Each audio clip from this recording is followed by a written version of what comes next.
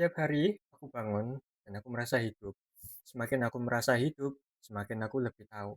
Dan semakin aku lebih tahu, semakin aku depresi. Halo, aku Eran Houdini. Aku adalah akuntan yang aku harap aku akuntan sih hari ini. Tapi ya belum kesampaian sih, nggak apa-apa sih. Tapi hari ini aku punya proposisi yang cukup menarik ya, yaitu adalah sejarah berulang ya kan. Kenapa kejadiannya itu aja gitu kan.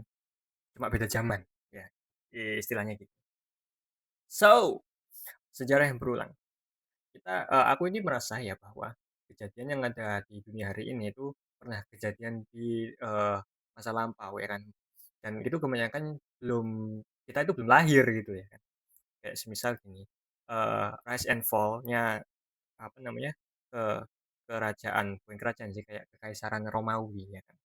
Jadi, kenapa Romawi itu bisa menjadi powerhouse ya di Eropa pada saat itu, karena pertama itu orang Roma itu orang yang miskin, orang yang nggak punya apa-apa dan tetangganya itu banyak ya istilahnya. Di sini ada ini beberapa nih, tetangganya yang jadi ally, yang jadi sekutu, ada yang jadi musuh, tapi kebanyakan ke depannya mereka akan jadinya, musuhnya Roma. Karena, orang Roma itu berpikir bahwa, "Aku harus membunuh tetanggaku, karena aku tahu tetanggaku ini akan bunuh aku." Gitu. Ya nggak tahulah pemikiran-pemikiran orang zaman dulu gitu kan. Karena, eee, di Roma itu ya kan, itu sumber daya terbatas banget, jadi kita harus menjajah negara lain untuk bisa makan. Intinya kayak gitulah. Nah, karena, eee, kesuksesan ini, orang-orang Roma itu, menjadi kaya gitu kan ya. Dan kita tahulah sistem pemerintahnya Roma waktu itu 1 tahun maksimal berkuasa, yang berkuasa itu 2 orang namanya konsul. Kalau sekarang ya ada raja, ada presiden, ada perdana menteri atau apapun, tapi kalau di rumah dulu seperti itu. Ya, tujuan utamanya sih untuk membatasi, apa namanya, membatasi kepemimpinan yang absolut gitu. Nah, tapi karena senat-senatnya banyak, terus pemimpinnya itu, apa namanya, semakin kaya, maka Roma itu menjadi semakin korup. Ya kayak gini, ini 117 AD, pada saat Roma ini jaya-jayanya ya kan. Sebelum akhirnya mereka terbelah jadi 2, Bizantium sama Romawi.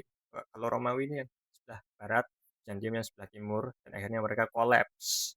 Kolapsnya itu karena ada tantangan ekonomi, tantangan power struggle, tapi intinya itu pemimpinnya itu menjadi kaya, menjadi korup, menjadi malas, nggak se-energetik dulu, ya kan, waktu masih kecil, waktu masih miskin, dan akhirnya kolaps, ya kan. Nah, di ekonomi sendiri pun juga ada kejadian kayak gini gitu kan. Jadi ya kalau misalnya kita tarik sejarahnya ekonomi kan, kita dulu barter, tukar-menukar sesuatu, terus kemudian, nah ini nggak benefit nih ya kan, akhirnya jadi uang fiat, uang kertas, terus akhirnya zaman sekarang sih uang digital ya kan. Nah, uang fiat ini punya banyak masalah, yaitu kita bisa tahu nggak ini uang IOU ya namanya, IOU itu hutang bank ke kita bahwa kita punya emas di situ, di bank maksudnya. Nah itu, apakah ini tuh terjamin gitu kan? Apakah ini tuh dijaminkan oleh emas seiring jalannya waktu ya kan? Karena inflasi kan harganya naik terus. Kenapa kok harganya naik terus tapi emasnya segitu-segitu aja? Ini nggak masuk akal gitu kan. Nah, eee, sebenarnya sih banyak orang yang apa namanya, apa, eee instrumen penahan inflasi ya kan, kayak investasi harga hari ini sekian, besok naik gitu dan bla bla bla bla bla. Dan investasi ini bisa menjadi kehancuran awal ya kan, kalau misalnya kita berharap besok akan lebih naik daripada hari ini, gitu. Dan instrumen penahan inflasi ini, kalau kita tarik ya zamannya Belanda tahun 1600 ini ada chart-nya. Itu ada fenomena yang namanya tulip mania. Jadi, pada saat waktu itu tulip itu harganya itu mahal banget kan, dibawa dari Turki dan wah harganya besok naik nih ya kan, terus beli, besoknya beneran naik ya kan, terus boronglah orang-orang beli tulip, karena aku tahu tulip harganya besok naik. Terus, eee, orangnya punya pemikiran kayak gitu itu nggak cuma satu orang, tapi banyak orang yang beli tulip ya kan, akhirnya apa, akhirnya tulip itu meloncat sampai titiknya ini pada tahun berapa, 1936. Nah, waktu 1936 ini, tulip itu sudah puncak paling tingginya, Dan orang-orang itu berharap bahwa tulip ini akan naik lagi harganya. Tapi ternyata ini adalah bubble gede. Akhirnya ya harga tulip turun, ya kan. Turun sehingga, wah ini kayaknya nggak akan naik lagi gitu kan. Jadi tulip itu worthless, nggak ada harganya.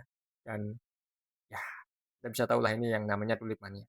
Dan sebenarnya sih zaman digital ini ada banyak kejadian kayak gitu ya, kayak NFT, harganya ini besok naik, dan besok beneran naik. Tapi semua orang berpikir besok akan naik, jadi makanya semua orang borong NFT.